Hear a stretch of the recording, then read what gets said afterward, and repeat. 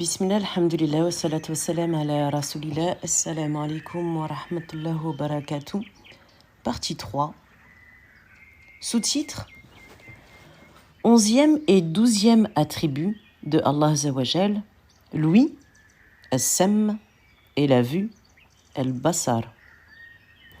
L'ouïe est un attribut éternel de Allah Azzawajal, inhérent à l'être de Allah, et grâce auquel se dévoilent à lui toutes les choses audibles. L'ouïe de Allah Azzawajal n'opère pas grâce à un appareil auditif comme chez les créatures, mais il a une ouïe convenant à sa majesté.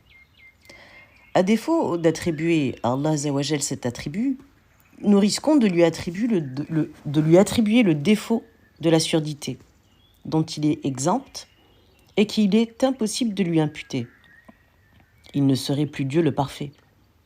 Quant à la vue, c'est aussi un attribut éternel de Dieu, inhérent à l'être de Dieu et grâce auquel se dévoilent à lui toutes les choses visibles. La vue de Allah Azzawajal ne ressemble en rien à celle de ses créatures. Cet attribut de Allah, comme tous les autres, refuse toute analogie avec les contingents. C'est une vue convenant à sa majesté. L'ouïe as-sam. Il est impossible d'attribuer à Allah Azzawajal l'opposé de la vue, donc la cécité, car ce serait un défaut. Et Allah est exempt par essence de tout défaut. Il est impossible de lui en attribuer. Le Créateur par excellence et le sage doit par nécessité distinguer tout ce qu'il crée grâce à toutes sortes de moyens de perception. Sinon, il ne serait pas parfait. Et Allah Azzawajal rapporte ces paroles adressées par Ibrahim alayhi wa salam à son père. Sourate 19, la sourate Marie, verset 42. Bismillahirrahmanirrahim. Cher père, pourquoi adores-tu ce qui ne peut ni entendre, ni voir, ni être d'aucun secours? Allah Azzawajal dit à Moussa et à Haroun, alayhum wa salam, ne craignez rien, je serai là près de vous à tout voir, tout entendre. Sourate 20, Taha, verset 46. Et il dit aussi dans un autre verset, Allah Azzawajal dans la sourate 58, la discussion, verset 1, Dieu a bien entendu les paroles de celle qui discutait avec toi au sujet de son époux, tandis que sa plainte s'élevait vers Dieu. Dieu entendait votre dialogue, il est certes celui qui entend tout, voit tout. Sous-titre 13e attribut de Allah Azzawajal, la parole, al-kalam. C'est un attribut éternel de Allah, inhérent à l'être de Dieu. C'est une parole éternelle sans commencement et sans fin, comme il en est de tous ses attributs. La parole al-kalam. Elle ne se compose pas de lettres ni de sons et ne ressemble en rien à la parole humaine. Cet attribut indique ce qui est obligatoire, impossible et possible pour tout ce qui existe ou existera. Et Allah Azzawajal fait comprendre par sa parole à celui qu'il veut, parmi ses serviteurs créatures, quelques questions qu'il veut, qu'il s'agisse des choses obligatoires telles que son unicité, ou des choses impossibles comme le fait de lui imputer un enfant, ou des choses possibles qui peuvent être ou ne pas être, comme donner la vie ou la mort, l'honneur ou l'humiliation, etc. Quant à la façon par laquelle Allah Azzawajal transmet son verbe à l'ange, à l'homme ou à quelqu'un d'autre, nous l'ignorons. Rien ne nous l'indique ou l'explique dans les textes authentiques de la loi révélée. C'est le Saint-Coran qui nous infirme que Allah Azzawajal jouit de la parole. Allah Azzawajal dit dans la sourate 2, la vache, al-Baqara, au verset 253. Parmi les messagers, il en est certains d'entre eux que nous avons élevés au-dessus d'autres. Dieu a parlé à certains d'entre eux et conféré à d'autres un rang privilégié. Et il dit aussi dans la sourate 4, les femmes, verset 164, et Dieu parla de vive voix à Moïse.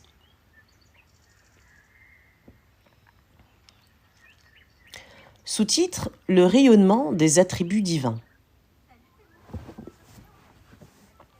Les attributs de Allah Azzawajal et ses noms infiniment beaux, font naître dans l'âme du croyant un rayonnement spirituel que ressent toute personne dont le cœur a été purifié par la foi et dont l'âme a été ennoblie par la connaissance de Allah Azawajal.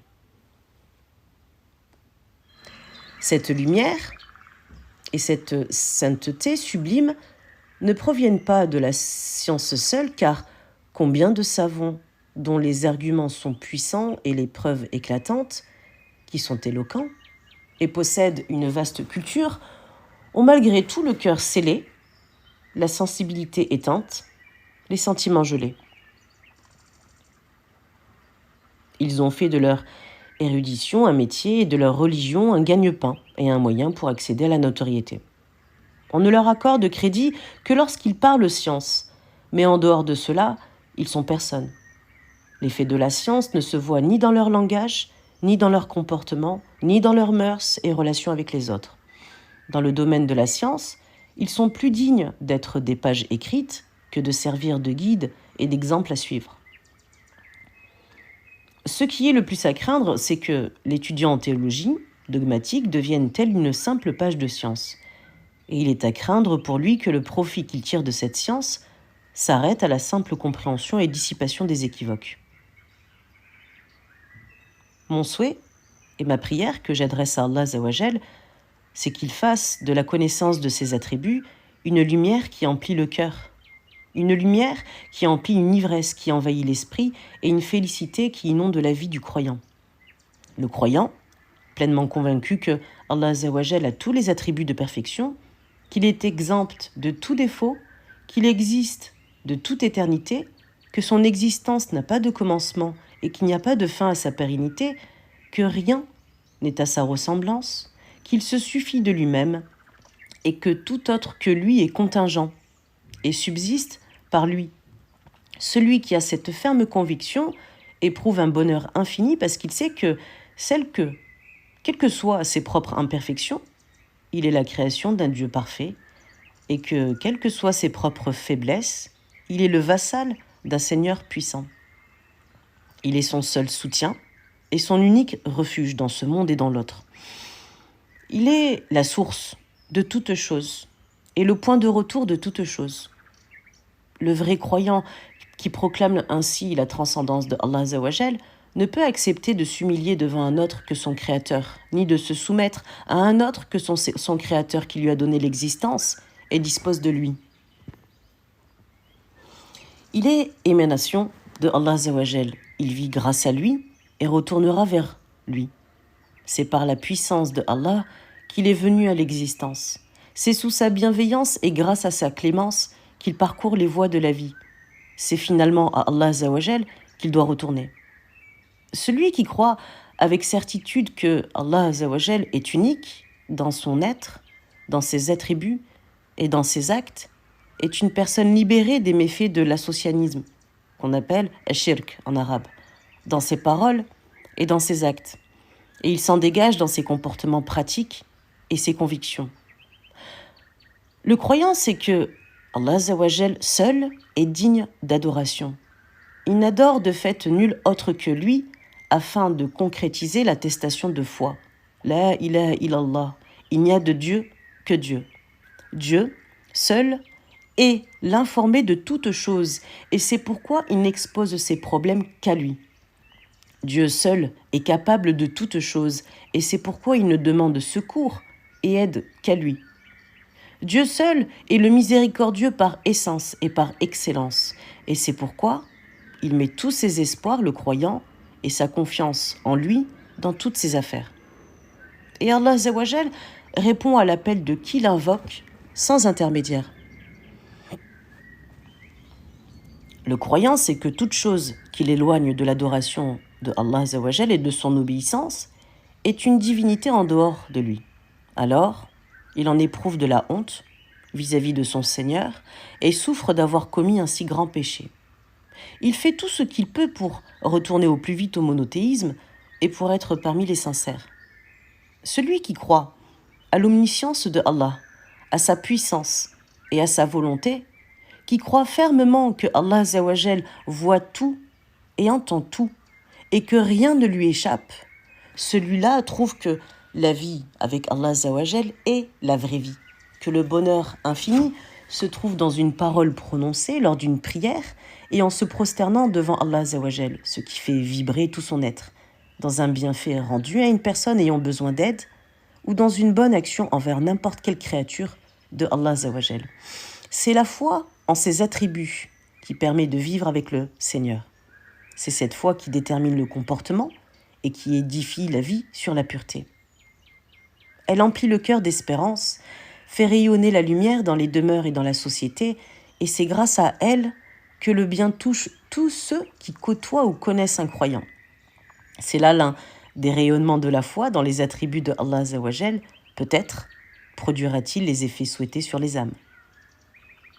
Ce qu'on peut admettre à propos de Dieu. On peut admettre que Dieu, exalté soit-il, fasse ou qu'il renonce à faire toute chose possible, quelle que soit son importance ou sa complexité de fabrication. Il donne existence aux non-existants et la retire à ceux qui existent. Dieu, exalté soit-il, est parfait dans sa science, dans sa volonté et dans sa puissance. Il fait ce qu'il veut avec les choses possibles par sa volonté et selon sa science et sa puissance.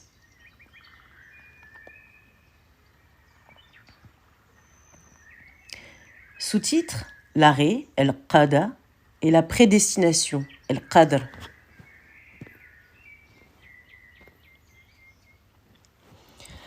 Croire en l'arrêt divin, el-qada, et en la prédestination divine, el-qadr, est un des éléments du dogme musulman ayant pour base la foi en Dieu, en la connaissance juste de son entité et de ses noms, et en l'affirmation de ses attributs de perfection obligatoires. Ainsi, Allah Azawajal est par essence omniscient, tout-puissant, et sa volonté règne partout et est toujours présente. Il exerce comme il veut en toute liberté. Donc la foi en l'arrêt et la prédestination se fondent sur ces attributs divins, et on peut dire que cet élément du dogme vient compléter la foi en Dieu et en ses attributs. Elle est l'expression du rayonnement de la vérité divine. Et la science de Dieu embrasse toutes choses. Et Allah Azawajal, donc Dieu, a écrit selon sa science les destinées. Allah Azawajal dit dans la sourate 10, Jonas, verset 61. Bismillahirrahmanirrahim. Il n'est pas un atome sur terre ou dans le ciel qui puisse échapper à Dieu. Point d'être plus petit ou plus grand sans qu'il ne soit déjà préécrit dans un livre probant. C'est dans les pages de ce livre qui nous est caché et dont seul Allah Azawajal connaît la vraie nature et l'emplacement qu'est écrit la destinée de toutes choses et leur aboutissement, soit dans le malheur, soit dans la félicité. Mais hélas, il ne nous est pas possible de connaître tous ces secrets. Un sage poète a dit « Le monde de l'inconnu est un livre que le maître des univers a mis à l'abri des regards. Les gens ne voient de tout cela que la page du présent, l'une après l'autre. » Définition de ces termes. L'arrêt al-qada et la prédestination al-qadr ont chacun un sens particulier. Donc le sens du mot al-qada, le mot l'arrêt, ça c'est la science de Dieu concernant ce que deviendront les créatures dans l'avenir, al-qada. Donc cet élément est en rapport avec l'attribut la science. L'arrêt al-qada. Voyons voir maintenant le sens du terme la prédestination al-qadr. Ça, c'est la réalisation des choses par Allah Azawajal conformément à sa science et à sa volonté. La prédestination al-qadr. Et certains savants ont donné la même définition aux deux termes, les considérant synonymes. Ce qui nous importe, c'est que nous déduisions que l'arrêt, donc al-qada, et la prédestination, al-qadr, se rattachent aux attributs divins. Se rattachent aux attributs divins qui sont les suivants, la science, l'ilm, la volonté, l'irada, et la puissance, al-qudra. Dans quel domaine sommes-nous contraints? Il y a des choses qui surviennent selon le vouloir de Dieu et selon sa puissance. Alors elles s'imposent aux gens, bon gré ou mal gré, consciemment ou inconsciemment. C'est ainsi que la raison et son degré d'intelligence ou d'idiotie, que le caractère à tendance calme ou violente, que les corps grands ou petits, beaux ou laids, que la personnalité de l'individu soit extravertie ou renfermée, on peut donner encore plein d'exemples, que l'époque de naissance d'une personne ou le lieu où elle vit, le milieu où elle grandit, l'identité de ses deux géniteurs, etc., etc. Ça, c'est la prédestination qui donne existence à tout cela, car ce que Allah Azzawajal veut se réalise conformément à sa volonté par sa toute-puissance. Et personne n'est tenu responsable en la matière et n'est à blâmer. Tous ces aspects sont au-dessus de nos forces et ne nous sont pas accessibles. C'est dans ce contexte que Allah Azzawajal dit, dans la sourate 28, le récit, verset 68. Ton Seigneur crée ce qu'il veut et choisit ce qu'il veut. Il ne leur a jamais appartenu de choisir. Gloire et pureté à Dieu de ce qui lui associe. Les textes de la loi révélés et leurs indications, ainsi que les preuves rationnelles, s'accordent pour signifier l'obligation de croire en cette sorte de prédestination, al-qadr. Dans cette catégorie de prédestination sont inclus les malheurs qui frappent la personne même, sa fortune ou sa progéniture, comme les maladies et les calamités. Et à partir du moment où l'individu a fait tout son possible pour s'en prémunir et a pris toutes les précautions nécessaires conformément aux directives de Allah Azzawajal, s'il lui arrive un malheur quelconque, qu'il sache que ce qui l'a affecté provient d'une prédestination et d'un décret contre lesquels il ne peut rien et qu'il ne peut absolument pas fuir. Il doit les accepter avec soumission et se remettre totalement à la sagesse de Allah Azzawajal. Il doit savoir aussi que ce qu'il a atteint ne pouvait pas le manquer et que ce qu'il a manqué ne pouvait pas l'atteindre. Et le prophète, alayhi salatu wassalam, a dit « Sache que si toute la nation s'unissait pour te faire quelque bien, elle ne pourrait te faire que le bien que Dieu a déjà écrit pour toi. Si elle s'unissait pour te faire quelque mal, elle ne pourrait te faire que le mal que Dieu a déjà écrit contre toi. » Hadith rapporté par At-Tirmidhi et jugé authentique. Allah Azzawajal dit dans la sourate 6, les bestiaux, au verset 17, « Si Dieu t'afflige d'un malheur, quel autre que lui pourra y mettre fin? Si c'est un bien qu'il t'envoie, nul ne saurait s'y opposer, car il est capable de tout. » C'est en adoptant la doctrine juste de nos prédécesseurs pieux, qu'on dit « as-salaf as-salih », que naissent les qualités louables qui conviennent aux croyants telles que le courage, la générosité, la confiance totale en Dieu, le refus de la tyrannie et la résistance avec force à toutes les vexations humiliantes. C'est à partir de cette croyance que naissent les sentiments de confiance, de quiétude et de paix qui emplissent le cœur du croyant, quels que soient les dangers qui l'entourent, car il vit sous l'égide de ces paroles de Dieu, que je cite, Sourate 9, le repentir, verset 51. Dis-leur, rien ne peut nous atteindre que Dieu n'ait déjà décrété. C'est lui notre Seigneur protecteur, et c'est à Dieu que doivent s'en remettre les croyants.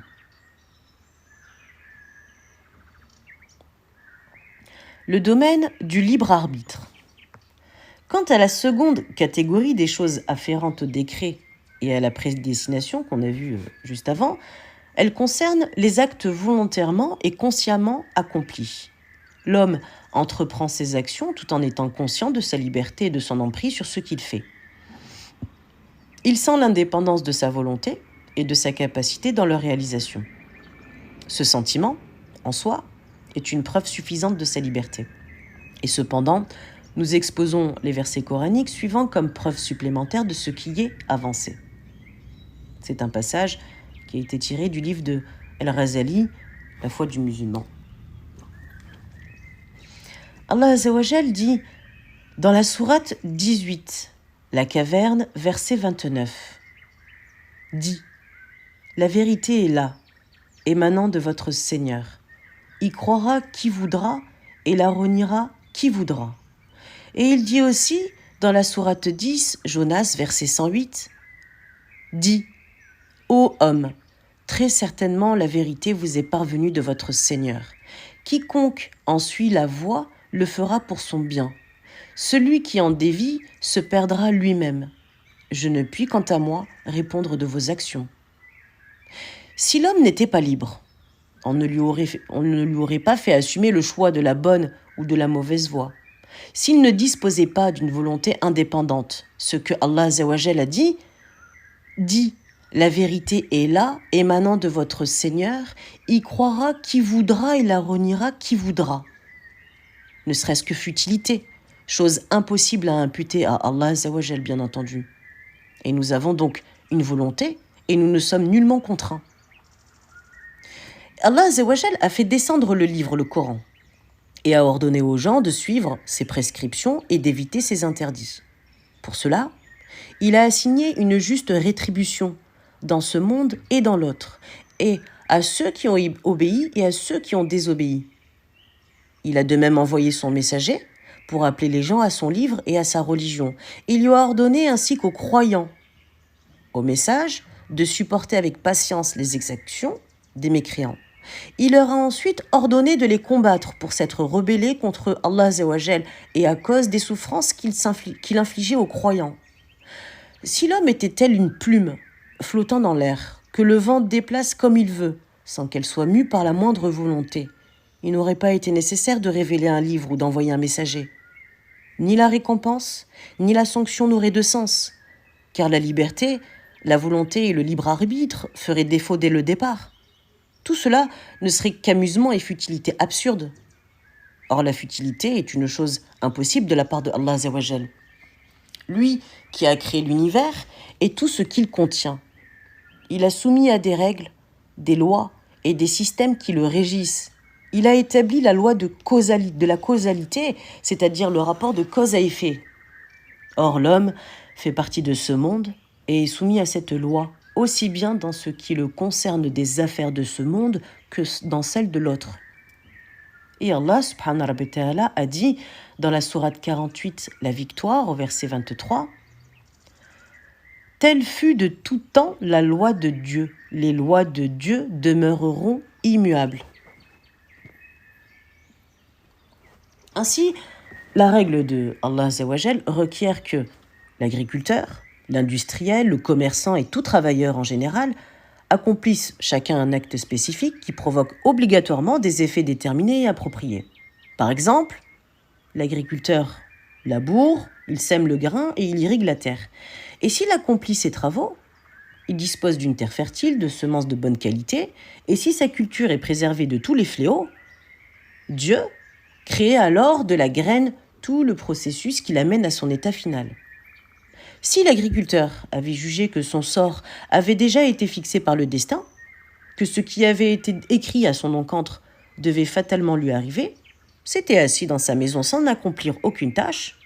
Et si l'industriel, le commerçant, les inventeurs en faisaient de même, les usines auraient cessé de travailler. Les magasins auraient fermé, l'ignorance se serait répandue partout et l'espèce humaine aurait été anéantie depuis longtemps. Donc il est étonnant de voir des gens croire dans les lois de la prédestination et renier celles de la nature.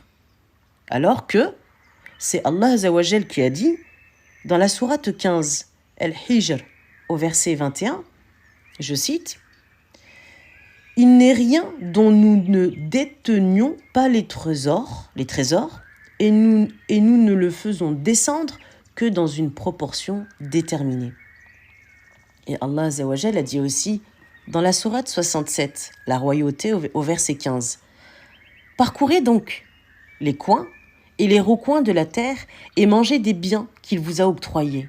C'est vers lui que vous serez ressuscités. » Allah Azzawajal a fait de la quête de l'homme une cause pour l'octroi de la subsistance. Telle est la règle de Dieu. Allah Azzawajal a aussi établi une cause pour l'accès au paradis ou à l'enfer, l'obéissance ou la désobéissance. Et tout ce qu'il a énoncé dans son livre sacré à propos de mettre tel peuple sur la bonne voie et d'autres sur la mauvaise est érigé sur la base de ces règles et sur le système des causes à effet. Allah Azzawajal dit dans la sourate 2, la vache, Al-Baqara, au verset 26, Bismillah ar-Rahman ar-Rahim, c'est ainsi que Dieu égare bon nombre de mortels et en dirige autant sur la bonne voie. Mais ne sont égarés en fait que les pervers. Allah subhanahu wa ta'ala dit aussi dans la sourate 61, le rang, verset 5. Lorsqu'ils dévièrent du droit chemin, Dieu fit dévier leur cœur. Dieu ne guide pas la jante dévoyée. Mais également dans la sourate 19, la sourate Marie, verset 75, il dit encore, dit, Dieu peut fort bien prolonger la vie de ceux qui vivent dans l'égarement. Et en examinant attentivement ces versets, on constate que Allah Azza wa Jal n'a mis tel peuple sur la mauvaise voie que suite à sa perversité. Il n'a fait dévier les cœurs de certains autres que parce qu'ils avaient eux-mêmes dévié de la bonne voie. Et il n'a prolongé la vie dans l'errance du troisième groupe que parce qu'il avait déjà choisi la voie de l'égarement. Il ne s'agit là que du même rapport de cause à effet. C'est ce même principe qui régit la question de suivre la voie de la droiture, tout comme Allah Azza wa Jal a dit dans la sourate 29, l'araignée, au verset 69, que je cite, « Ceux qui auront combattu pour notre cause, nous leur indiquerons nos voies et Dieu est sûrement avec ceux qui recherchent l'excellence. » Le fait que Allah Azza wa Jal leur indique ces voies est la conséquence de leur combat pour la cause de sa religion. Allah Azza wa Jal dit aussi dans la sourate 47, Mohammed, verset 17, « Ceux qui se mettent sur la bonne voie, Dieu les guide encore plus et leur apporte la piété. » Et il dit aussi dans la sourate 13, le tonnerre, au verset 27, « Il guide à lui celui qui est revenu au droit chemin. » L'homme fait l'effort de retourner vers Allah Azza wa Jal. C'est un acte responsable. Donc l'homme, il fait l'effort de retourner vers lui. Et la conséquence est que Allah Azza wa Jal le guide sur le droit chemin et il y affermit. C'est donc une question de cause à effet. Et Allah Azza wa Jal est le créateur de l'univers et de ses lois. Il en est l'organisateur. C'est lui qui a déterminé à l'avance la cause et l'effet. Donc tout provient de lui et retourne à lui. Comme il affirme dans le verset suivant, dans la sourate 4, les femmes, verset 78, Bismillah ar-Rahman ar-Rahim, dit « Tout provient de Dieu ». Ce que la religion énonce entre de la même manière que les règles qui régissent l'univers dans cet ordre divin, qui a créé et déterminé toute chose à l'avance. Telle était l'attitude du prophète alayhi salatu wassalam dans sa compréhension des versets du Saint-Coran. C'est la voie que suivirent aussi ses compagnons dans leur relation avec les textes de la révélation. Ils combattirent dans le sentier de Allah Azza wa Jal et agirent dans leur vie selon cette base, si bien qu'ils redressèrent le monde et construisirent une civilisation humaine unique. Dans leur longue marche, il n'y avait pas de place au fatalisme ou au destin pour justifier une quelconque passivité. Ils n'ont jamais négligé leur devoir en attendant que les arrêts du destin s'annoncent.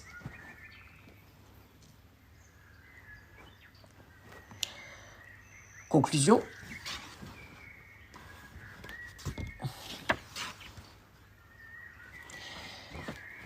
En guise de conclusion, nous pouvons dire que le livre de Allah Azza wa Jal, le Coran, affirme que notre Seigneur, exalté soit-il, a la science absolue, la puissance et la volonté. Il n'est rien qui ne soit inscrit dans son savoir, déterminé par sa volonté, exécuté et réalisé par son pouvoir. Il s'est aussi avéré que l'homme détient une science, une volonté et un pouvoir, mais c'est Allah Azza wa Jal qui l'en a doté. La question du décret et de la prédestination, qu'on a vu tout à l'heure, est étroitement liée à la foi en la science de Dieu, en sa volonté et en son pouvoir. L'homme a le libre choix et il dispose du libre arbitre. Il est donc responsable de ses actes. Il les assume pleinement, car ils sont l'expression de la science, parce qu'ils sont l'expression de la volonté et du pouvoir dont Allah l'a équipé et honoré. les obligations prescrites par Dieu à ses serviteurs et la rétribution qu'il a assignée à leurs œuvres sont aussi fondées sur ce principe. Et quant à la sphère de connaissance qui échappe à l'homme et dont il n'a pas pu déchiffrer le mystère jusqu'à ce jour, elle concerne la relation qui existe entre le savoir de Dieu, sa volonté et son pouvoir, et d'une part, et entre le savoir de l'homme, sa volonté et son pouvoir d'autre part. Donc en vérité, la question du décret et de la prédestination n'est pas la seule sur laquelle l'homme s'interroge à propos de Dieu. Ainsi, les attributs de Allah Azzawajal et leur essence échappent à l'intelligence humaine. Nous n'en connaissons que les noms dérivant de certains de leurs effets. Quant à leur vraie nature, il est impossible de la concevoir. Elle est hors de notre portée, comme l'est l'être de Dieu. Exalté soit-il. Dès lors, si nous croyons fermement en ces vérités, qui nous sont parvenues de la toute-puissance divine, et en fonction de cette certitude, pourquoi l'homme cherche-t-il vainement à sonder les profondeurs de la question épineuse du décret et de la prédestination? Pourquoi? Cette question n'est pas à la portée de l'homme et ne fait pas partie de ses attributions. Elle est l'affaire de Allah Azzawajal et procède de ses attributions de perfection. Allah, Dieu, exalté soit-il, a créé l'homme. Il lui a ordonné d'exécuter ses ordres et de s'éloigner de ce qu'il a interdit. Il s'est adressé à sa raison, a honoré son humanité et l'a traité selon les capacités de compréhension et d'action qu'il a enfuies en lui. Notre vie, dans son ensemble, repose sur le rapport de cause à effet. C'est une loi divine universelle qui régit aussi bien les mondes supérieurs que les mondes inférieurs, y compris le monde de l'homme. Allah Azzawajal est de toutes choses savant. Il est puissant. Il n'a cessé d'avoir l'attribut de la volonté absolue. Mais en plus, il est sage, il est juste et il est miséricordieux.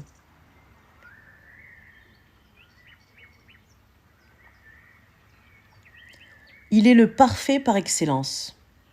Il ne commet aucune injustice, même pas le poids d'un atome.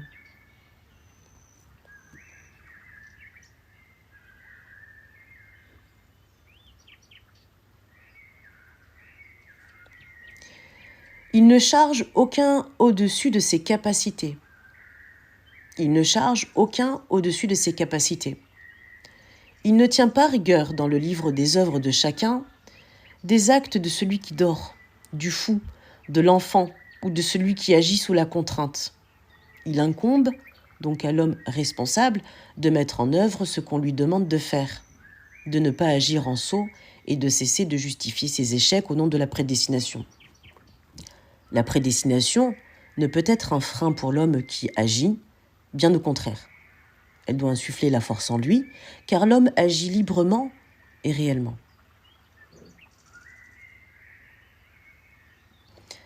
Pourquoi cette question du décret et de la prédestination a-t-elle été le sujet de préoccupation majeure de la nation islamique durant sa phase de faiblesse, de stagnation et de déclin? Je pose la question. Cette préoccupation n'était-elle pas en vérité l'excuse derrière laquelle s'abritaient tous ceux qui délaissaient leurs devoirs, ceux qui ont toujours été un opprobre pour leur communauté, une infamie pour leur religion et un lourd fardeau pour ceux qui voulaient emboîter le pas à leurs prédécesseurs et se lancer au nom de Allah Azzawajal dans la reconstruction d'une civilisation humaine, pure et croyante conformément à l'ordre de Allah Azzawajal? Allah Azzawajal a dit dans la sourate 9, le repentir au verset 105.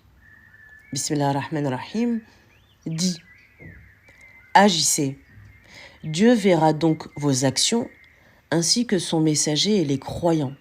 Vous serez ensuite ramenés vers celui qui connaît le monde de l'invisible et le monde manifeste. Il vous informera alors de ce que vous faisiez. »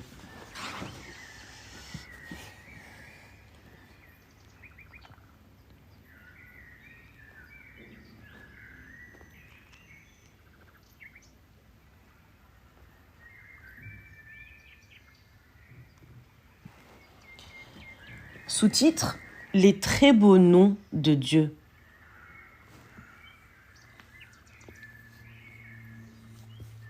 Tous les noms de Allah Azawajal, tous les noms de Dieu, sont considérés comme ses qualités, excepté le nom de Dieu, Allah.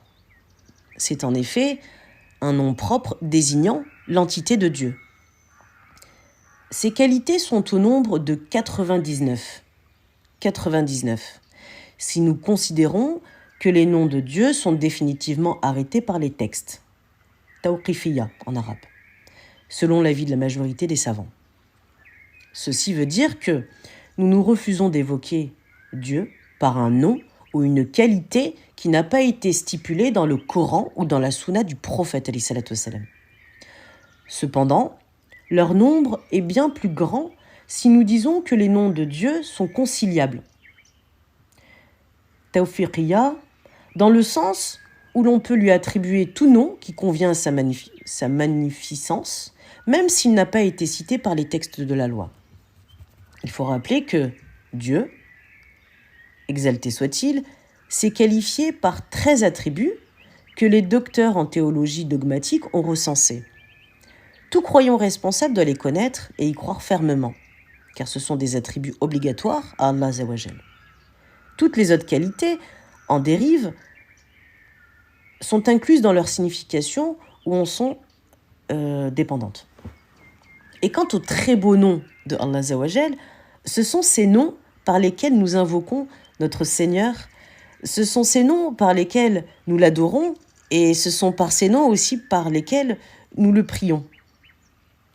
Allah Azawajal a dit dans la sourate 7, Al-Araf, au verset 180.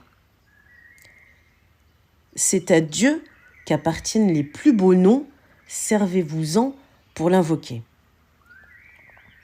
D'après Abu Huraira, radiallahu anhu, qui veut dire que Dieu soit satisfait de lui, le prophète, paix et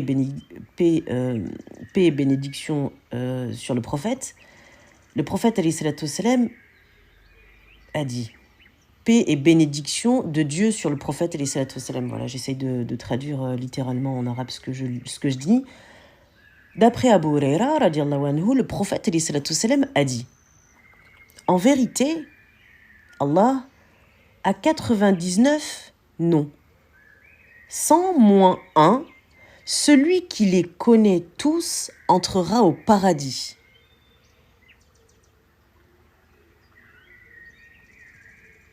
Et le hadith a été rapporté par Al-Bukhari, par Muslim, par Al-Tirmidhi et par Ibn Majah.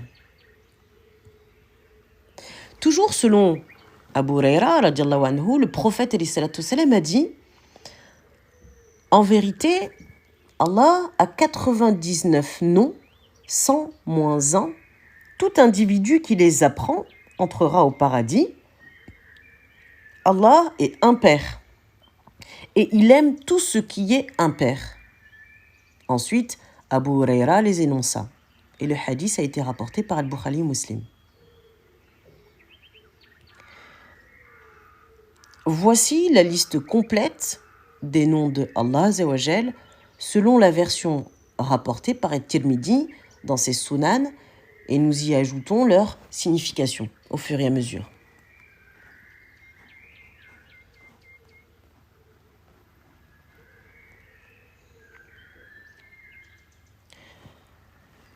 Premièrement, Allah, qui veut dire Dieu. C'est le nom propre de la sainte entité divine.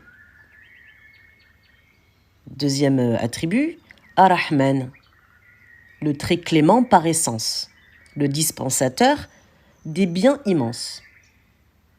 Troisième attribut, Ar-Rahim, le très miséricordieux par excellence. Le très miséricordieux par excellence, le dispensateur des biens les plus subtils. Quatrième attribut, El-Malik, le roi, le souverain, celui qui gère et agit dans son royaume comme il veut. Cinquième attribut, El-Qudus. On va tous les voir, il y en a 99. El-Qudus, l'infiniment saint, qui veut dire qui est exempt de tout défaut et déficience. 6e attribut, As-Salam, la paix, qui accorde le salut et assure la paix et la protection à ses créatures. 7e attribut, El-Mu'min, le fidèle sécurisant, qui préserve ses créatures des tourmentes du châtiment et qui leur tient sa promesse. 8e attribut, El-Muhaymin, le prédominant, qui tient tout l'univers sous sa coupe, il en est le maître. 9e attribut, El-Aziz, le puissant irrésistible.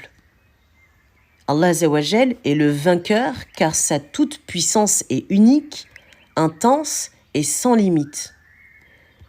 10e attribut, El-Jabbar, le contraignant, qui fait exécuter ses ordres par la création bon gré, mal gré.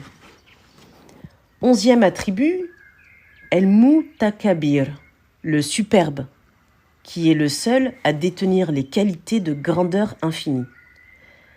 12e attribut, El-Khaliq, le créateur, qui a donné l'existence à toutes les créatures sans origine préalable, ou celui qui assigne à chaque chose sa juste mesure. 13e attribut, El-Bari, le créateur du non-être, le créateur de tout être animé et qui donne existence aux choses à partir de leurs origines. 14e attribut, El-Musawir, le formateur, qui donne à toute chose son image et sa forme qui les différencie des autres. 15e attribut, El-Ghafar, l'absoluteur, qui pardonne sans cesse et cache les péchés. 16e attribut, El-Kahar, le réducteur. C'est celui qui tient tout dans sa poigne, qui réduit tout à l'impuissance et domine la création. 17e attribut, El-Wahhab, le donateur gracieux. C'est celui dont les bienfaits sont innombrables et les dons inépuisables. 18e attribut, Er-Razaq, Razaq. C'est celui qui pourvoit, qui crée les subsistances et leurs causes. 19e attribut, El-Fatah, celui qui ne cesse d'ouvrir, c'est celui qui ouvre à ses créatures fidèles les portes de sa miséricorde et du bien. 20e attribut, El-Alim, l'omniscient. Allah Azzawajal est celui et de toutes choses savant. Rien ne lui échappe, El-Alim. Il a su les choses avant leur existence et il les a créées conformément à sa science. Il sait les choses en globalité ou en détail, dans l'absolu et en particulier. 21e attribut, El-Qabid. C'est celui qui retient ou qui reprend. Il retire la vie et fait mourir. Il est celui qui accorde ses biens avec parcimonie à qui il veut. 22e attribut, El-Basit. Basit, c'est celui qui rétracte, qui accorde l'aisance dans la subsistance à qui il veut. Il donne avec largesse à qui il veut. 23e attribut, El-Rafid, c'est celui qui abaisse, qui rabaisse celui qui le mérite en le couvrant d'opprobre, d'humiliation et de tourments. 24e attribut, Er-Rafi, c'est celui qui élève et honore par sa sollicitude, celui qui le mérite parmi ses serviteurs pieux. 25e attribut de Allah Azzawajal, El-Mu'iz, c'est celui qui donne puissance et gloire. Il accorde son appui à celui qui s'attache à sa religion. Il lui donne la victoire et la domination. 26e attribut, El-Mudhir, c'est celui qui humilie. Il humilie ses ennemis et les fait tomber dans l'avilissement et le désagrément. 27e attribut, Es-Samir, l'oyant, l'audient. C'est celui qui perçoit tout ce qui est audible. Rien n'échappe à Allah Azzawajal, rien ne lui échappe, et il est à l'écoute de ses serviteurs et exauce leurs demandes. 28e attribut, El-Basir, le voyant, qui voit toutes choses, même les plus infimes. 29e attribut, El-Hakam, El-Hakam, le juge, celui qui tranche. Le juge dont on ne peut suspendre la sentence ou la récuser, ni faire appel contre son jugement. 30e attribut, El-Addal, El-Addal, El-Addal, le juste, celui qui est juste, celui dont l'équité est totale et parfaite. 31e attribut, El-Latif, le bienveillant, qui traite ses créatures avec douceur ou qui est infiniment informé des secrets des cœurs, même des choses subtiles que nul ne voit.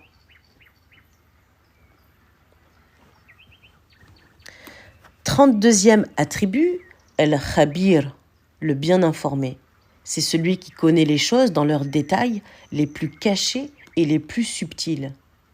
33e attribut de Allah Azza wa Jal, El-Alim, le longanime, l'indulgent. C'est celui qui ne se laisse pas emporter par la colère et ne s'empresse pas de châtier ou de se venger. 34e attribut, El-Azim, El-Azim, c'est l'immense, le magnifique. Celui dont la grandeur, l'éminence et la majesté sont infinies. 35e attribut, El-Ghafour, l'absoluteur infini. C'est celui qui pardonne sans cesse et sans limite. 36e attribut, Ash-Shakur, le très reconnaissant. C'est celui qui sait reconnaître les mérites de ses serviteurs et accorde un surcroît de bienfaits pour les plus petites œuvres. 37e attribut, El-Ali, le sublime. Allah Azza wa Jal est celui qui a atteint les cimes de la grandeur, le sublime. Il est l'incommensurable dont l'élévation ne peut être cernée par l'homme. 38e attribut, El-Kabir, l'infiniment grand. C'est celui dont la grandeur ne peut être ni perçue par les sens, ni saisie par les intelligences. 39e attribut, El-Hafidh, le préservateur. C'est celui qui préserve l'univers de tout défaut de fonctionnement et du désordre. C'est celui qui conserve les œuvres de ses créatures. Rien ne se perd, tout est consigné dans un livre. 40e attribut, El-Muqit, le nourricier. Celui qui crée et procure les besoins du corps et ceux de l'âme, les aliments spirituels et matériels. 41e attribut de Allah Azza wa Jal, El-Hasib, El-Hasib. Allah est celui qui suffit, celui qui demande des comptes, celui qui suffit comme protecteur. Mais il est aussi El-Muhasib, celui qui demande des comptes le jour de la résurrection. 42e attribut, El-Jalil, le majestueux, qui est saint de toutes les qualités de la magnificence. 43e, El-Jalil, le majestueux, qui est saint de toutes les qualités de la magnificence. 43e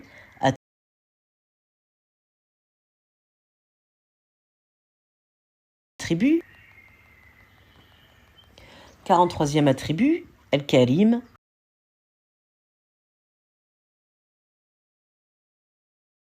le très généreux, qui donne sans qu'on lui demande et sans contrepartie. 44e attribut, El-Raqib, le vigilant, c'est l'observateur d'ici. 44e attribut, El-Raqib, le vigilant, c'est l'observateur de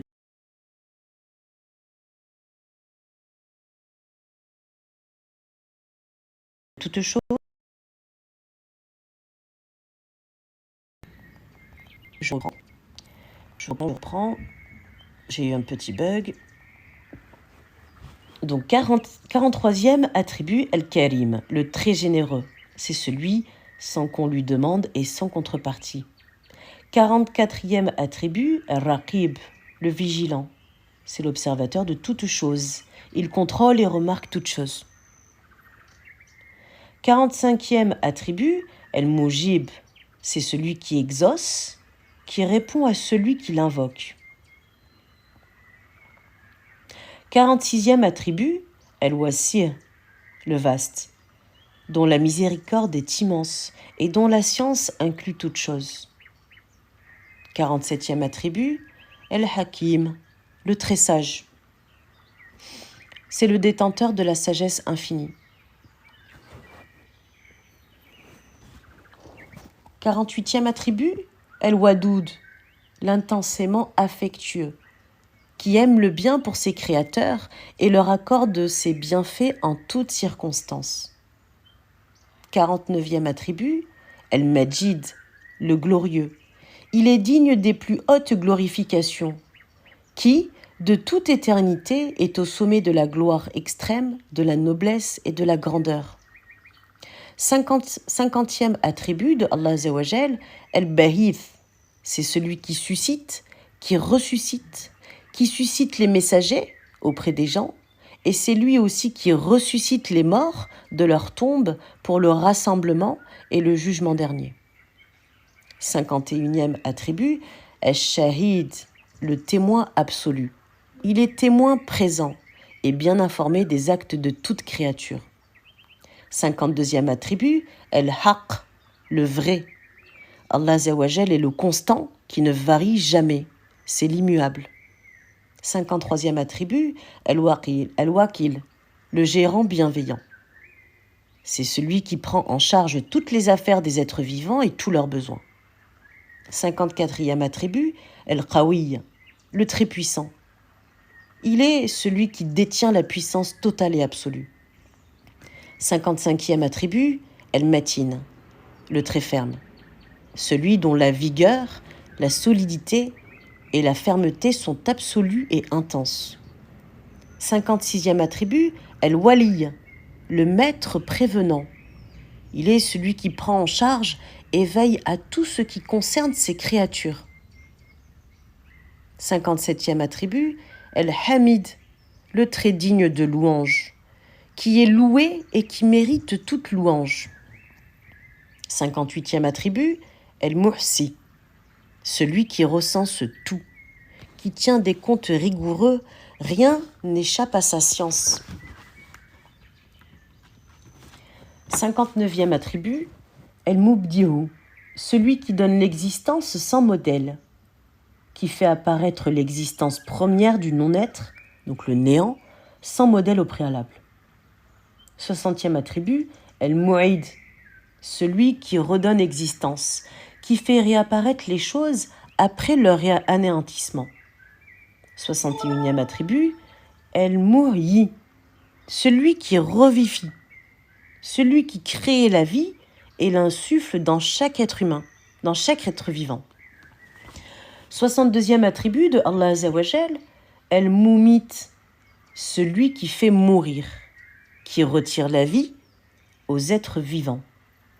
73e attribut, El-Hayy, El-Hayy, le vivant, qui jouit de la vie éternelle, il n'y a pas de fin à sa permanence.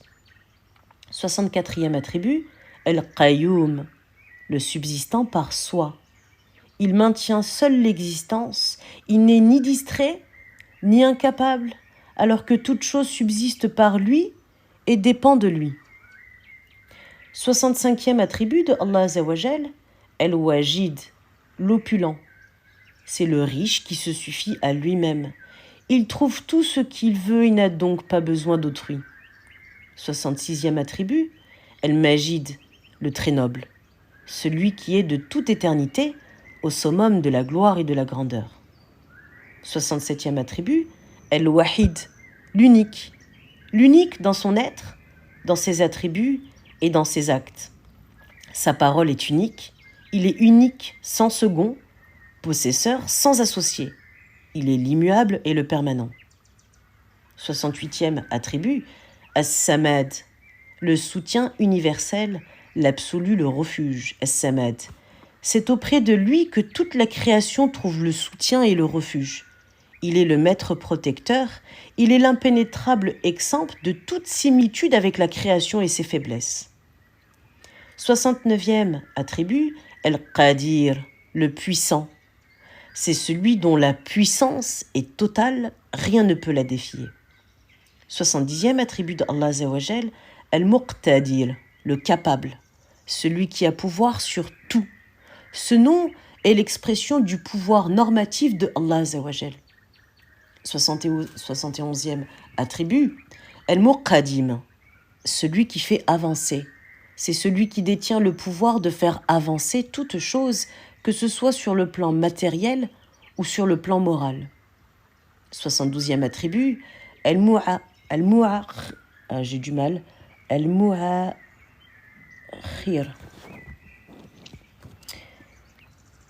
J'ai du mal à le lire en arabe. Astaghfirullah.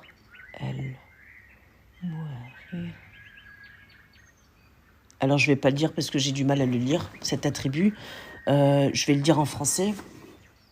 J'essaierai de l'écrire en commentaire si j'arrive à le trouver en arabe. 72e attribut de Allah Azza wa Jal, celui qui retarde. Je vais chercher.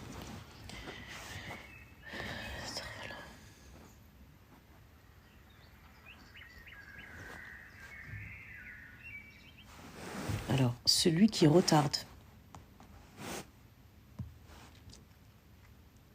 J'en ai pour quelques secondes.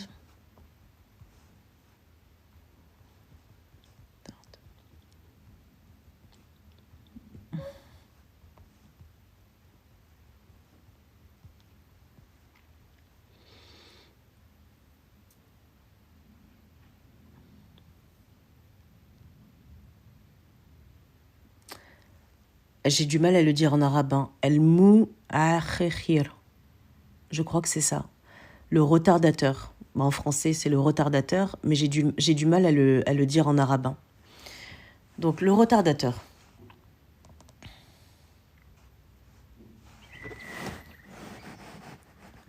Pour le 72e attribut, donc celui qui retarde. C'est celui qui fait reculer ou retarder les événements selon sa prédestination.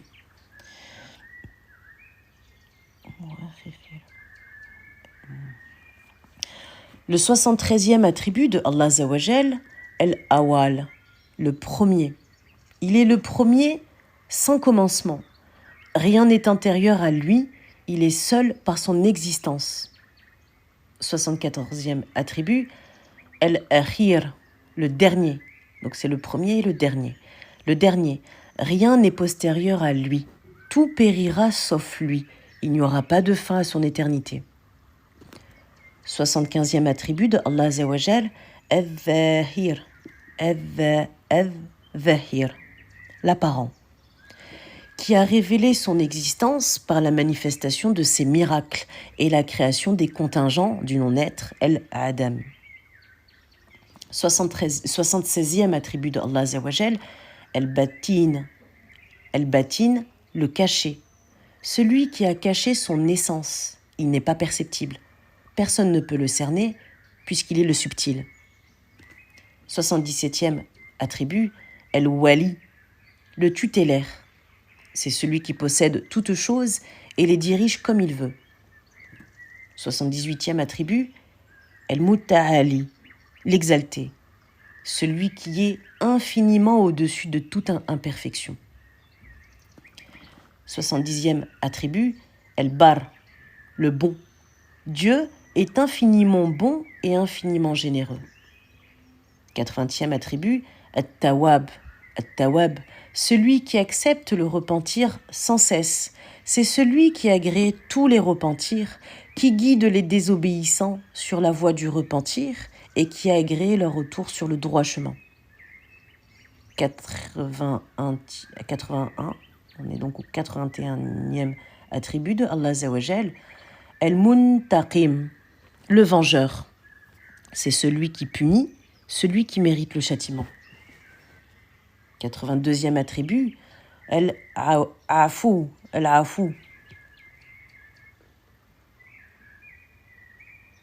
l'indulgent. Celui qui absout les péchés de qui retourne vers lui. 83e attribut, El-Raouf, le compatissant. Celui dont la compassion et la miséricorde sont immenses. 84e attribut, Malik el-Mulk, le détenteur de la royauté. C'est le digne de tout respect et de tout honneur. 85e attribut, Zu el-Jalali wa el-Ikram, qui veut dire le détenteur de la majesté et de l'honneur. Il n'y a pas de grandeur, il n'y a pas de perfection et de noblesse égale aux siennes. 86e attribut, el-Muqsit, l'équitable.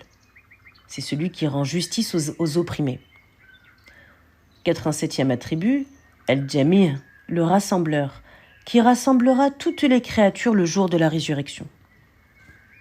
88e attribut, el-Ghani, celui qui n'a besoin de personne, le riche au-dessus de tout besoin, qui se passe de tout autre que lui alors que tout a besoin de lui. 89e attribut, el-Mourni, l'enrichissant, celui qui accorde la suffisance, qui donne généreusement la richesse à qui il veut parmi ses créatures. 90e attribut de Allah Azzawajal, el-Mani'. El-Mani', c'est celui qui protège, celui qui préserve des causes menant à la perdition. 91e attribut, ad-Dar, celui qui peut nuire. Il fait tomber sa colère sur ses ennemis. 92e attribut de Allah Azzawajal, al-Nafi'. Al-Nafi', l'utile. C'est l'utile, celui dont la bienfaisance et la bonté sont universelles. 93e attribut, An-Nur, la lumière. C'est celui qui est apparent en soi et fait apparaître les autres. 94e attribut, El-Hadi, le guide. C'est celui qui indique et dirige toute chose vers ce qui lui est nécessaire et meilleur. 95e attribut de Allah Azzawajal, El-Badi', l'incomparable. C'est celui que rien ne lui est égal et né à sa ressemblance. 96e attribut, El-Baqi, le permanent. Allah Azzawajal est celui dont l'existence est perpétuelle. 97e attribut, El-Warith, l'héritier, qui perdure après que tout périra et disparaîtra. 98e attribut, El-Rashid, celui qui dirige avec sagesse. C'est celui qui guide ses serviteurs avec sagesse, justesse et rectitude. 99e attribut, on arrive au 99e attribut de Allah Azzawajal, As-Sabour, le très patient. Allah Azzawajal a la patience infinie, il n'est jamais pressé de punir et ne fait